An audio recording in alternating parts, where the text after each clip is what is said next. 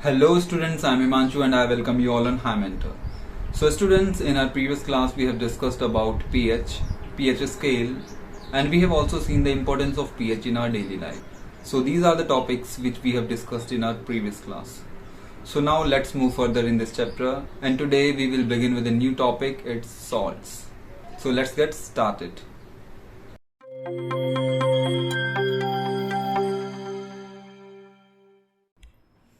तो बच्चों हम शुरू करते हैं आज केमिकल फॉर्म्स ऑफ सॉल्ट।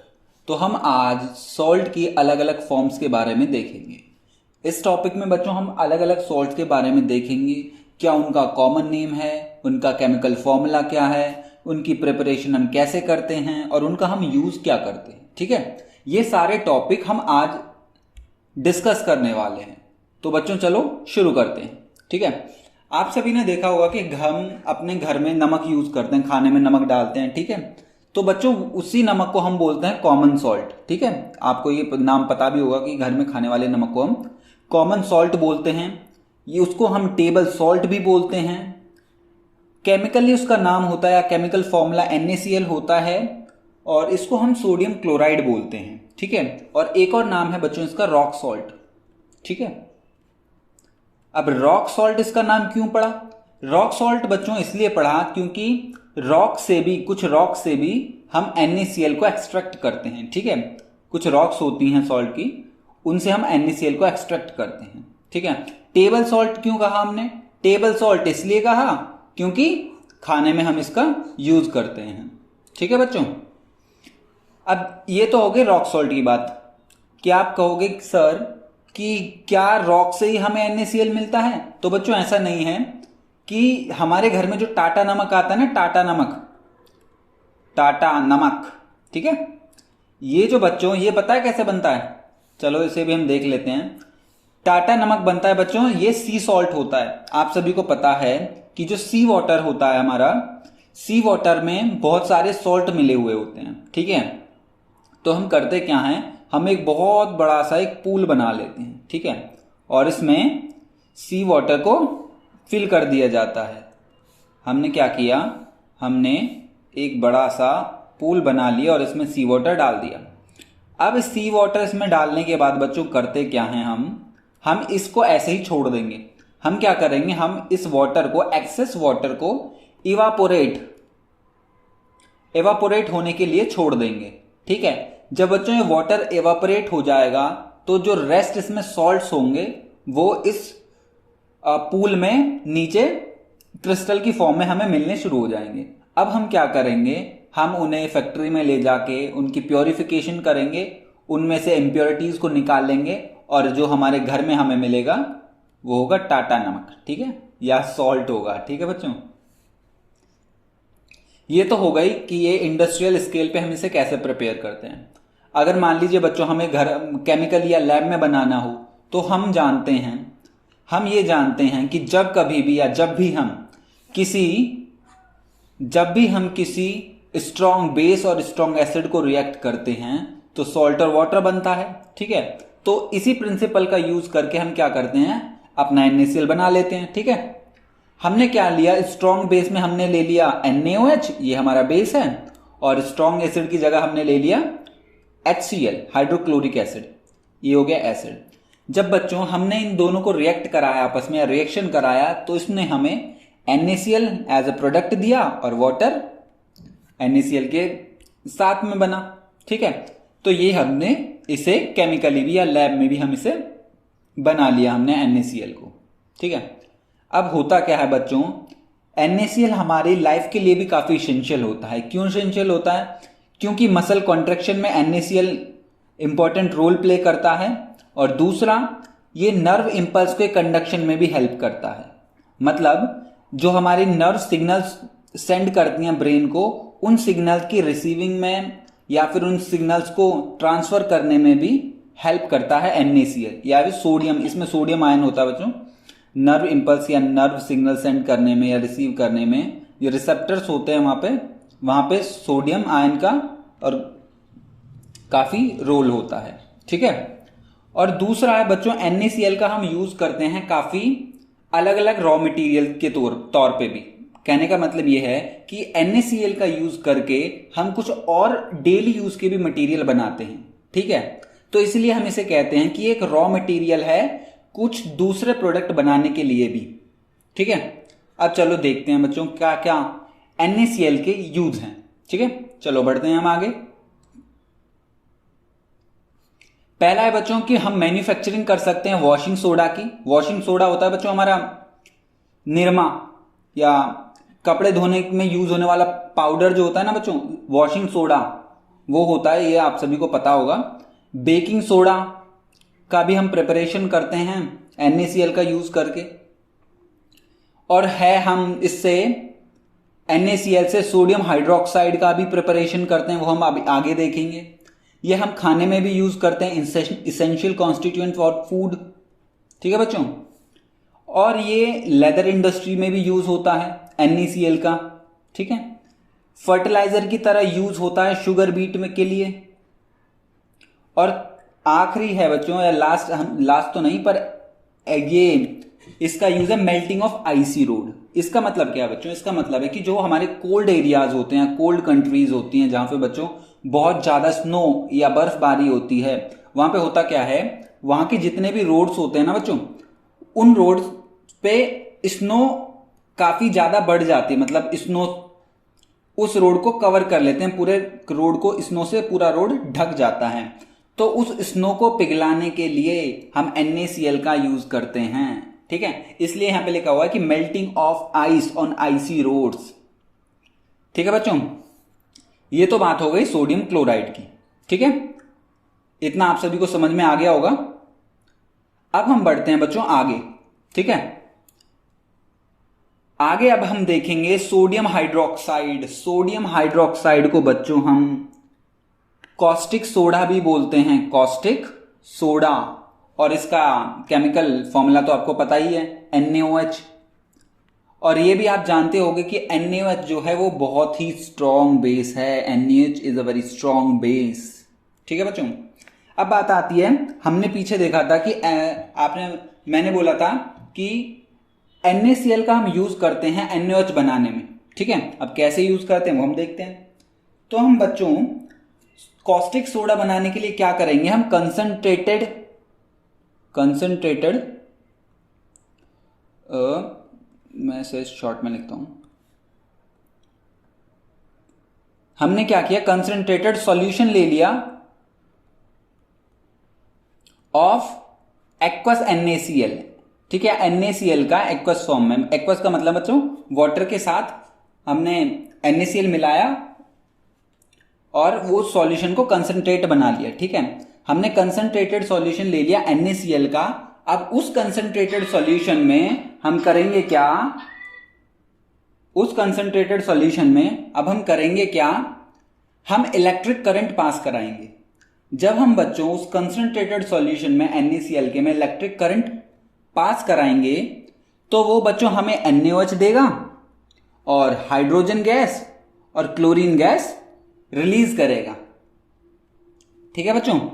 वो हमें क्या करेगा, हाइड्रोजन गैस और क्लोरीन गैस रिलीज करेगा और हमें NaOH प्रोवाइड कर देगा। और बच्चों ये जो कंसंट्रेटेड सॉल्यूशन होता है NaCl का, इसको हम ब्राइन बोलते हैं, ठीक है। कंसंट्रेटेड सॉल्यूशन जो होता है बच्चों NaCl का, इसको हम ब्राइन बोलते हैं। मैं लिख भी देता हूं, नोन एज ब्राइन, ये यहां पे लिखा भी हुआ है, ठीक है। NaOH बनाने के लिए बच्चों हमने क्या किया, कंसंट्रेट या ब्राइन ले लिया, शॉर्ट में बोल देते हैं, ब्राइन ले लिया। ब्राइन में हमने इलेक्ट्रिक करंट या इलेक्ट्रोलिसिस करा दिया तो हमें NaOH, H2 और Cl2 मिल गया, ठीक है बच्चों। अब आगे बढ़ते हैं। अब ये जो टोटल प्रोसेस हुआ, इस सारे प्रोसेस को हम बोलते हैं क्लोरल एल्किली प्रोसेस। अब बात आती है क्लोरल एल्किली प्रोसेस क्यों बोलते हैं, तो इसे बच्चों क्लोरल एल्किली प्रोसेस इसलिए बोलते हैं क्योंकि क्लोरल का मतलब यहां पे क्लोरीन, मतलब क्लोरीन प्रोड्यूस हो रही है, और एल्कली हमारे पास है NaOH। क्लोरल का मतलब होता है बच्चों कि क्लोरीन का प्रोडक्शन हो रहा है यहां पे, और क्लोरीन के साथ साथ एक एल्कली का भी, या फिर हम कह सकते हैं बेस का भी प्रोडक्शन हो रहा है, इसलिए इसको हमने नाम दिया क्लोरल एल्कली प्रोसेस, ठीक है बच्चों। अब हम जब इलेक्ट्रोलिसिस कराते हैं तो उसमें क्या होता है, उसमें होता है बच्चों एक एनोड होता है और एक कैथोड होता है। ठीक है, एक एनोड होता है और दूसरा कैथोड होता है। ठीक है बच्चों, जो बच्चों एनोड होता है हमारा, एनोड होता है हमारा पॉजिटिव चार्ज। ठीक है, एनोड होता है पॉजिटिव और कैथोड होता है नेगेटिव। ठीक है, ये पॉजिटिव एनोड होता है और नेगेटिव कैथोड होता है। तो बच्चों यहाँ हाइड्रोजन और क्लोरीन जो रिलीज हुई है ना, जो हाइड्रोजन और क्लोरीन रिलीज हुई है, ये एक एनोड पे रिलीज होती है और एक कैथोड पे रिलीज होती है। तो बच्चों जो कैथोड पे रिलीज होगी वो हम नेक्स्ट स्लाइड में देख ही लेते हैं, आगे बढ़ ही जाते हैं, ये डायग्राम देख ही लेते हैं। चलो हाँ बच्चों देखो, जो कैथोड पे रिलीज होगी वो होगी हमारी H2, जो बच्चों कैथोड पर रिलीज होगी वो होगी हाइड्रोजन, और एनोड पे जो रिलीज होगी वो होगी क्लोरीन।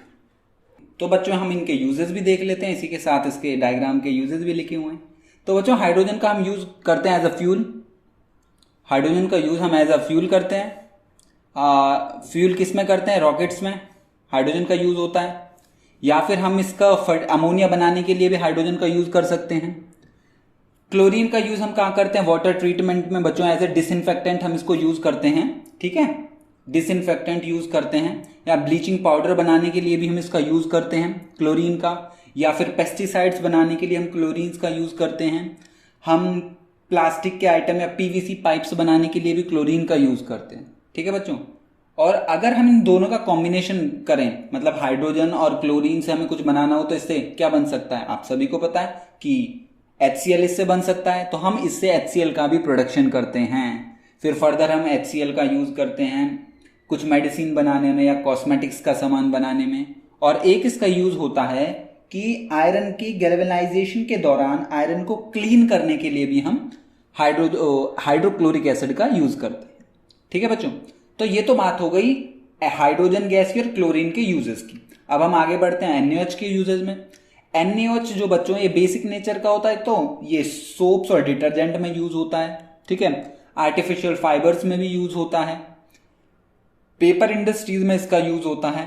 ठीक है, तो ये हो गए NaOH के यूजेस।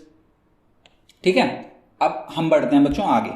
ठीक है, अब हमारा नेक्स्ट टॉपिक है ब्लीचिंग पाउडर।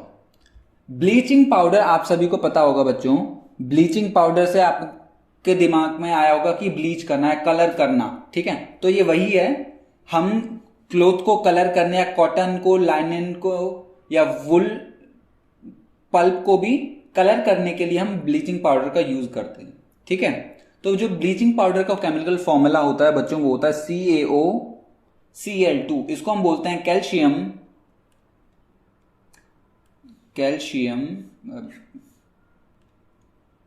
Oxy chloride. इसको हम बोलते हैं बच्चों केमिकल नेम इसका हो जाएगा कैल्शियम ऑक्सी क्लोराइड। ठीक है, तो बच्चों ये जो ब्लीचिंग पाउडर होता है ये yellowish white solid powder form में होता है। ठीक है, और जिसको हम क्लोराइड ऑफ लाइम भी बोलते हैं। ठीक है, तो ये जो बच्चों क्लोराइड ऑफ लाइम है ना, क्लोराइड ऑफ लाइम ये इसका दूसरा नाम कह सकते हैं हम, या फिर ये ब्लीचिंग पाउडर को ही हम क्लोराइड ऑफ लाइम के नाम से भी जानते हैं। ठीक है, तो प्रिपरेशन कैसे होती है इसकी, तो प्रिपरेशन कुछ नहीं है बच्चों, ये रिएक्शन ये इससे आप पहले से फेमिलियर हो। ठीक है, ये आपको पता है क्या, ये क्या है हमारा, ये हमारा कैल्शियम हाइड्रोक्साइड। और कैल्शियम हाइड्रोक्साइड को हम क्या बोलते हैं, कैल्शियम हाइड्रोक्साइड को हम बोलते हैं स्लेक्ड लाइम। तो बच्चों हम स्लेक्ड लाइम का रिएक्शन जब क्लोरीन के साथ करेंगे तो ब्लीचिंग पाउडर बना देगा और water as a side product निकल जाएगा। ठीक है, तो ये है स्लेक्ड लाइम। ठीक है, तो ये बन गया ब्लीचिंग पाउडर। ब्लीचिंग पाउडर का यूज बच्चों हम कॉटन को, लाइनिन को ब्लीच करने के या कलर करने के लिए तो यूज करते ही हैं।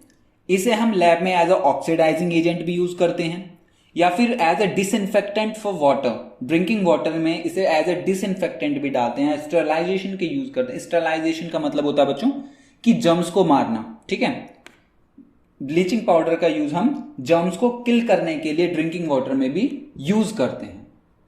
ठीक है बच्चों। और एक और होता है बच्चों ब्लीचिंग एजेंट। ब्लीचिंग एजेंट करता क्या है, वो क्लोथ से ना क्लोथ के कलर को निकाल देता है।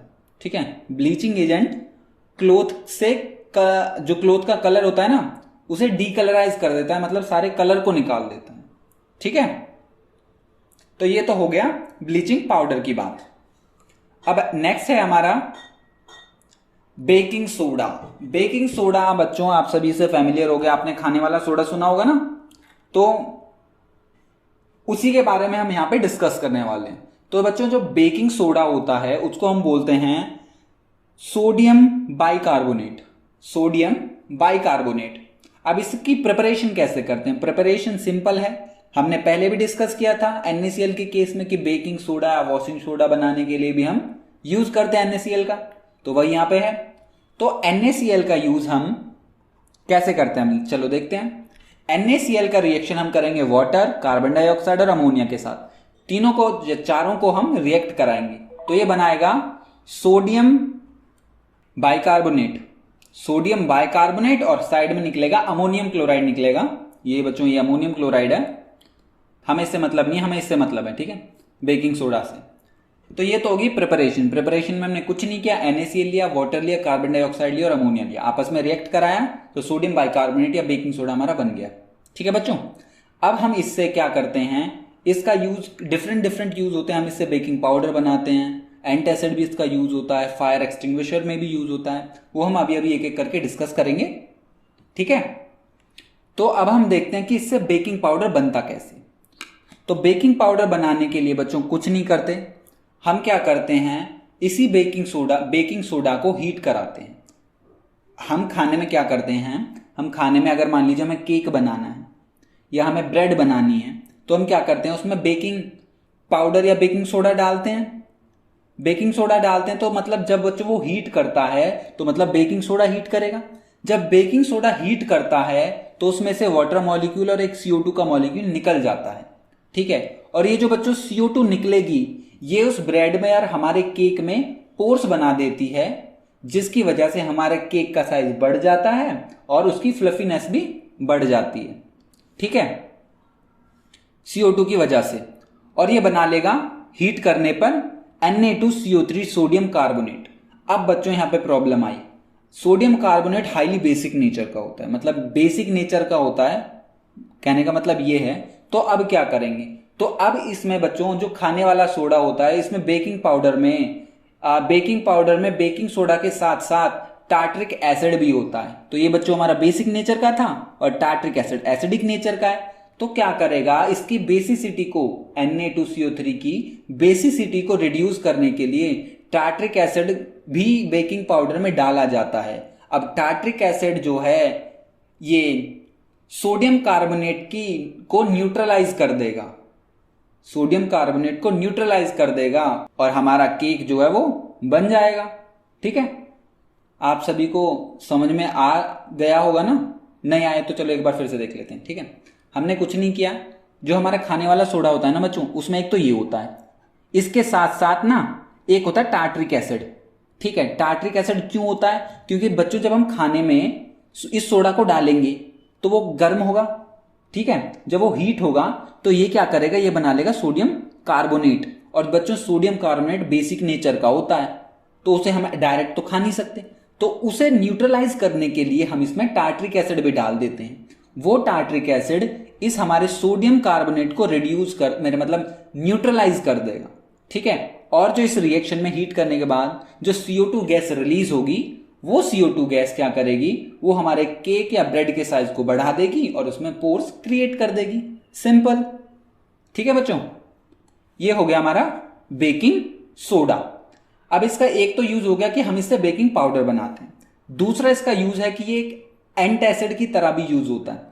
एंटीएसिड का मतलब है बच्चों, जब हमारे बॉडी में या जब हमारे स्टमक में ज्यादा एसिडिटी होने लगती है, HCl का लेवल बढ़ना शुरू हो जाता है, HCl बढ़ना शुरू कर देता है हमारे स्टमक में, तो हम क्या करते हैं, बेकिंग सोडा को एज ए एंटासिड भी यूज कर सकते हैं। ये क्या करेगा, उसकी एसिडिटी को रिड्यूस कर देगा। ठीक है, उसकी एसिडिटी को रिड्यूस कर देगा। और लास्ट है हमारा कि हम बेकिंग सोडा को फायर एक्सटिंग्विशर में भी यूज करते हैं। बेकिंग सोडा का यूज हम फायर एक्सटिंग्विशर में भी करते हैं।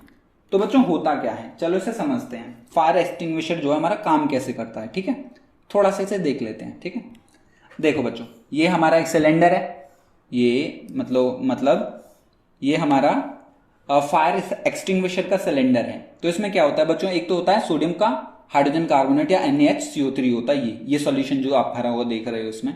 और यहाँ पे एक बॉटल लगी हुई होती है, इसमें होता है H2SO4 सल्फ्यूरिक एसिड इसमें। अब होता क्या है, जैसे ही हम बच्चों ये सेफ्टी पिन हटाते हैं और हैंडल को प्रेस करते हैं तो ये बॉटल क्या करती है, टूट जाती है। तो इसका H2SO4 इसके साथ मिक्स हो जाता है। अब जब ये मिक्स होगा तो इसके अंदर क्या होता है बच्चों, बहुत ज्यादा अमाउंट में CO2 बनने लगती है और वो CO2 बाहर निकलने के लिए इसकी वॉल पर प्रेशर डालेगी और वो CO2 क्या करती है, वो इस नोजल के थ्रू बाहर आने शुरू हो जाती है। ठीक है, अब मान लीजिए हमारा ये कोई सब्सटेंस है, इस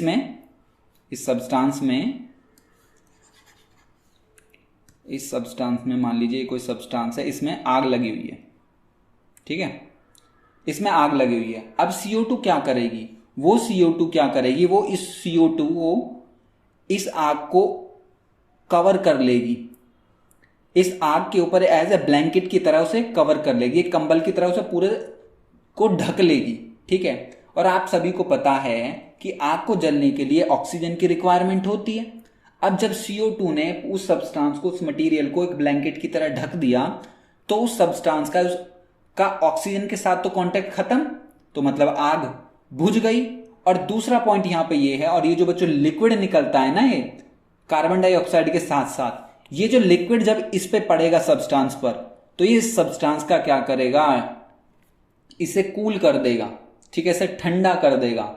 ठीक है, जिसकी वजह से इसे में दोबारा से आग लगनी मुश्किल हो जाती है। ठीक है, आग लगती नहीं है। ठीक है, दो काम हुए, CO2 ने एज अ ब्लैंकेट उसको कवर करने के बाद ऑक्सीजन के साथ कांटेक्ट खत्म कर दिया जो बर्निंग सब्सटेंस था, और जो लिक्विड था उसने उस सब्सटेंस को ठंडा कर दिया, मतलब कूल कर दिया, जिसकी वजह से उसमें आग दोबारा से ना लगे। ठीक है बच्चों, तो ये तो हो गई इसकी बात फायर एक्सटिंग्विशर में।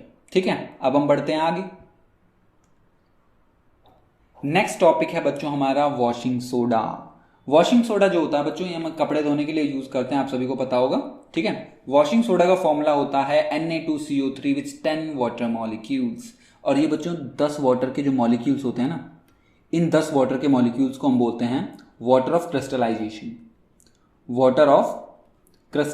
CRY मैं शॉर्ट में लिख देता हूं, आप समझ जाइएगा। ठीक है, वाटर ऑफ क्रिस्टलाइजेशन। ठीक है, और ये होता है इसको हम केमिकली नेम, इसका हम क्या बोलते हैं, इसको सोडियम कार्बोनेट। ठीक है, ये बाइकार्बोनेट नहीं है बच्चों, ये बाइकार्बोनेट नहीं है, कंफ्यूज मत हो जाना बाइकार्बोनेट में और कार्बोनेट में। अगर बाइकार्बोनेट होगा तो यहां पे H होता। ठीक है, ये है सोडियम कार्बोनेट। ठीक है, अब हम इसकी प्रिपरेशन कैसे करते हैं वो भी हम देख लेते हैं। ये बच्चों एक वाइट क्रिस्टलाइन सॉलिड होता है और इसकी हम प्रिपरेशन करते हैं सॉल्वरी प्रोसेस से। अब ये कैसे होता है चलिए देखते हैं। तो बच्चों हमने क्या किया था, हमने बेकिंग सोडा बनाया था। बेकिंग सोडा जैसी ही प्रिपरेशन है इसकी, कुछ इसमें नया नहीं है। चलो देखते हैं। हमने NaCl लिया, वाटर लिया, CO2 लिया और NaH3 लिया या अमोनिया लिया। तीनों को हमने रिएक्ट करा दिया तो इसने बना लिया सोडियम बाइकार्बोनेट और अमोनियम क्लोराइड निकाल दिया साइड प्रोडक्ट के तौर पर। ठीक है, अब हम क्या करेंगे, हमें तो बाइकार्बोनेट नहीं चाहिए, हमें तो कार्बोनेट चाहिए। तो हम क्या करेंगे, बाइकार्बोनेट को हम हीट कराएंगे। जब हम इसको हीट करा देंगे तो इसमें से वाटर मॉलिक्यूल और एक CO2 निकल जाएंगे और हमारा बचेगा सोडियम कार्बोनेट। जो बच्चों सोडियम कार्बोनेट बचेगा ना, एनहाइड्रस फॉर्म में होगा, मतलब इसमें कोई वाटर मॉलिक्यूल इसके साथ अटैच नहीं है, तो इसको हम बोलते हैं सोडा ऐश। ठीक है, इसको हम सोडा ऐश बोलते हैं। और फिर हम आगे क्या करते हैं, सोडा ऐश को 10 वाटर मॉलिक्यूल के साथ रिएक्ट करा देते हैं और ये फाइनली हमारा बन जाता है वॉशिंग सोडा। ठीक है, आपने वो ऐड भी देखा होगा ना कि वॉशिंग सोडा निरमा। ठीक है, ये वही निरमा है वॉशिंग सोडा। ठीक है बच्चों, चलो हम देख लेते हैं अब यूजेस क्या क्या है वॉशिंग सोडा का, हम क्या कहां यूज करते हैं। एक बात आप ध्यान रखना बच्चों, जितने भी हम यहाँ पे सॉल्ट पढ़ रहे हैं ठीक है। अगर आप कहीं भी यूजेज में अटको, पहला तो सिंपल है कि यूज्ड इन लैब, आंख बंद करके लिख देना उसमें पहला कि यूज्ड इन लैब, ठीक है, क्योंकि हम ज्यादातर सॉल्ट्स जो होते हैं ना हमारे, वो हम लैब में यूज करते ही हैं, ठीक है। अगर आपको याद भी नहीं है ना तो एक तो फिर भी लिख के आ जाना कि यूज्ड इन लेबोरेटरी, आंख बंद करके लिख देना, ठीक है। तो ये हो गई वॉशिंग सोडा की बात। अब हम इसके यूजेस देख लेते हैं, बढ़ते हैं तो आगे। आप सभी को पता है पहला कि एज ए वॉशिंग सोडा को हम कपड़े धोने के लिए यूज करते हैं, क्लीनिंग एजेंट के तौर पे यूज करते हैं अपने घरों में, ठीक है। दूसरा है बच्चों की ये परमानेंट वाटर की परमानेंट हार्डनेस को रिमूव कर देता है। परमानेंट हार्डनेस का मतलब यह है बच्चों, आपने देखा होगा कि बहुत सारी जगहों का पानी नमकीन होता है, ठीक है, या खारा पानी होता है, जहां का बच्चों खारा पानी होता है ना, तो उस पानी में ज्यादा सॉल्ट्स होते हैं, ठीक है। वो सॉल्ट्स क्या करते हैं, वाटर को हार्ड बनाते हैं, ठीक है। तो जो हार्ड वाटर होता है उसमें कपड़े धोना थोड़ा मुश्किल होता है बच्चों, ठीक है। तो उस केस में क्या करते हैं, ये जो हमारा वॉशिंग सोडा है ना, तो उस हार्ड वाटर की हार्डनेस को खत्म कर देता है, ठीक है। तो इसलिए दूसरा यूज है इसका कि remove permanent hardness of water, ठीक है। अगला पॉइंट है हमारा कि ये मैन्युफैक्चरिंग में यूज होता है, पेपर इंडस्ट्री में, सूप बनाने के लिए भी यूज होता है और ग्लासेस के मैन्युफैक्चरिंग में भी यूज होता है, ठीक है। और हम इसमें सोडियम कंपाउंड बनाने के लिए भी, डिफरेंट डिफरेंट सोडियम कंपाउंड बनाने के लिए भी हम इसका यूज करते हैं, जैसे बोरेक्स हो गया या बेकिंग सोडा, ठीक है। तो ये तो हो गए बच्चों इसके यूजेस हमारे वॉशिंग सोडा के। अब हम बढ़ते हैं आगे। नेक्स्ट है हमारा बच्चों, are the crystal of the salts really dry, मतलब जो हमारे सॉल्ट्स के क्रिस्टल्स होते हैं वो क्या सचमुच में ड्राई होते हैं। तो इसका बच्चों सीधा सीधा आंसर है नो। कुछ सॉल्ट्स होते हैं जिनमें वाटर मॉलिक्यूल लूजली अटैच होता है, ठीक है। कुछ ऐसे सॉल्ट्स होते हैं जिनमें वाटर मॉलिक्यूल जो हैं सॉल्ट के साथ होते हैं, उनको हम बोलते हैं बच्चों हाइड्रेटेड सॉल्ट्स, ठीक है।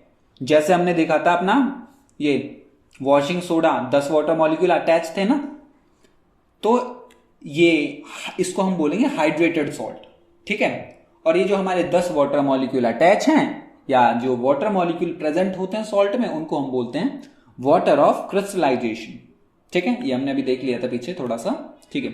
एग्जाम्पल है इसके बच्चों कॉपर सल्फेट। कॉपर सल्फेट जो होता है बच्चों, जब ये पांच वाटर मॉलिक्यूल के साथ होता है ना, तो इसको ये ब्लू कलर का होता है, ठीक है। ये कॉपर सल्फेट है, ठीक है। ये भी कॉपर सल्फेट ही है, ये उसका इमेज है कॉपर सल्फेट का। ये CuSO4 है, जिसके साथ साथ 5 वाटर मॉलिक्यूल्स भी हैं, ठीक है, जो इसे ब्लू कलर प्रोवाइड करते हैं, ठीक है। ये है बच्चों दूसरा हमारा जिप्सम। जिप्सम का यूज बच्चों पीओपी बनाने में यूज होता है। पीओपी आप सभी को पता है कि वॉल्स के डिजाइन बनाने में या सीलिंग के डिजाइन बनाने में हम यूज करते हैं, वो हम आगे देखेंगे, ठीक है। अब बच्चों होता क्या है, जो हमारे हाइड्रेटेड सॉल्ट्स होते हैं ना, उन हाइड्रेटेड सॉल्ट्स का जो कुछ सॉल्ट्स का कलर होता है, वो जो कलर होता है ना, वो इस वाटर मॉलिक्यूल की वजह से ही होता है। जैसे हमारा एग्जांपल के तौर पे देखें कॉपर सल्फेट। कॉपर सल्फेट का जो ब्लू कलर होता है इस 5 वाटर मॉलिक्यूल की वजह से होता है। अगर हम इसे हीट कर देंगे ना, तो होगा क्या, ये कॉपर सल्फेट जो है ना, ये व्हाइट कलर का हो जाएगा, क्योंकि इसने 5 अपने वाटर मॉलिक्यूल लूज कर दिए, ठीक है। तो ये व्हाइट कलर का हो गया। अब हमने क्या किया, ये इसको हम बच्चों अनहाइड्रस सॉल्ट बोलते हैं। जब इसमें से वाटर मॉलिक्यूल निकाल दिया जाता है ना, तो उसको हम अनहाइड्रस सॉल्ट बोलते हैं, ठीक है। अब हमने क्या किया, इसके 5 वाटर मॉलिक्यूल इसे वापस लौटा दिए, तो ये व्हाइट कलर से वापस से ब्लू कलर में चेंज हो जाता है, ठीक है। तो ये होते हैं हाइड्रेटेड सॉल्ट्स। इसमें एक और एग्जांपल देख लीजिए आप बच्चों, आयरन, हमारा आयरन सल्फेट भी होता है बच्चों। एग्जांपल के तौर पे आयरन सल्फेट जो होता है ना, वो ग्रीन कलर का होता है, ठीक है। आयरन सल्फेट जो है वो ग्रीन कलर का होता है, ठीक है। वो मैंने आपको ऐसे बता दिया। तो ये हो गए हमारे सॉल्ट्स की बात थोड़ी सी, कि सॉल्ट ड्राई होते हैं या नहीं, ठीक है। होते हैं तो क्यों, नहीं होते तो क्यों। हाँ ये बच्चों, ये अगर हम बच्चों इससे भी हीट करेंगे ना, तो ये भी अपने 2 वाटर मॉलिक्यूल लूज कर देगा।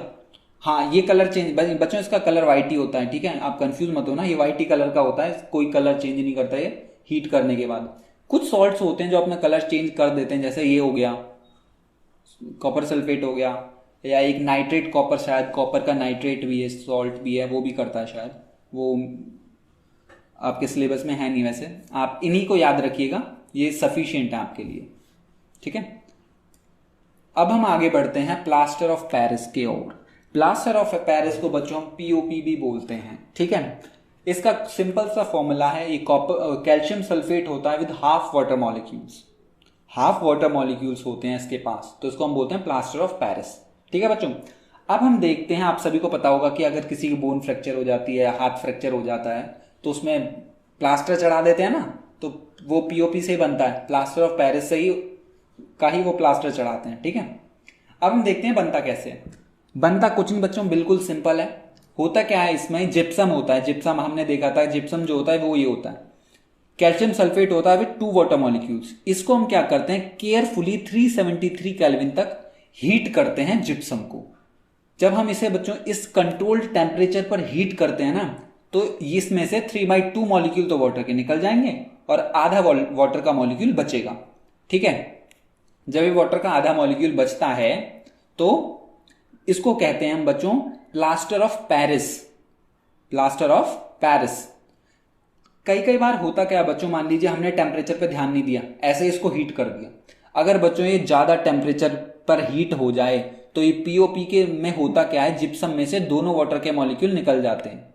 जब निकल जाते हैं तो हमारा बचता है सीधा कैल्शियम सल्फेट, और इस कैल्शियम सल्फेट जो को हम, ये बच्चों 2 बार लिखिए, इस कैल्शियम सल्फेट को हम बोलते हैं अनहाइड्रस कैल्शियम सल्फेट या फिर डेड बर्न्ड प्लास्टर। ये होता है dead burned plaster, dead burned plaster. ठीक है बच्चों, अगर ये जिप्सम को हमने ज्यादा हीट कर दिया या फिर मान लीजिए हमने पीओपी को ही फर्दर हीट कर दिया, तो ये हाफ वाटर मॉलिक्यूल लूज हो जाएगा और हमारे पास अनहाइड्रस कैल्शियम सल्फेट बचेगा, जिसको हम डेड बर्न प्लास्टर भी बोलते हैं।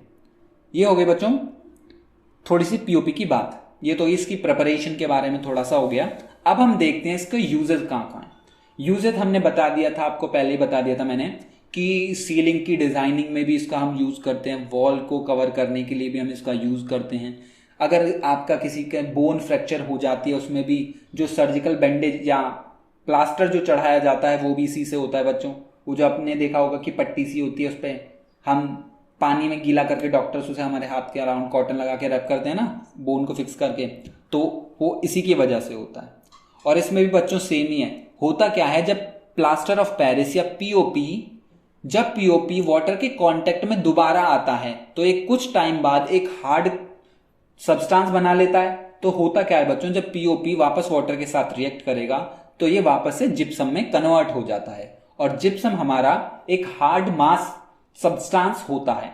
ठीक है, और इसका एक और यूज है बच्चों की हम फायर प्रूफ मटेरियल बनाने के लिए भी जिप्सम का पीओपी का यूज करते हैं। ठीक है, अगर आपके क्वेश्चन आ जाए ना कि हमने पीओपी को वापस से पानी में डाल दिया तो क्या होगा, तो कुछ नहीं बच्चों, ये वापस से जिप्सम में कन्वर्ट हो जाता है। आपने देखा भी होगा कि पीओपी में जब पानी डाल देते हैं तो थोड़े देर बाद क्या करता है, वो एक हार्ड सीमेंट की तरह हार्ड हो जाता है, मतलब ज्यादा टाइम नहीं लेता, 4-5 मिनट में हो जाता है आई थिंक। ठीक है, तो वो वापस से जिप्सम में कन्वर्ट हो जाता है। ठीक है, तो पीओपी को या फिर प्लास्टर ऑफ पेरिस को हम बच्चों पीओपी भी बोलते हैं, पीओपी। ठीक है बच्चों, तो ये तो हो गया आपका चैप्टर खत्म। ठीक है, तो आपको करना क्या है बच्चों, आप इसे अच्छे से रिवाइज कीजिएगा। ठीक है, आपको कोई डाउट है तो आप नेक्स्ट क्लास में आके पूछ सकते हैं। ठीक है, सो बच्चों अब मिलते हैं हम आपको नेक्स्ट क्लास में। सो तब तक के लिए बाय बाय।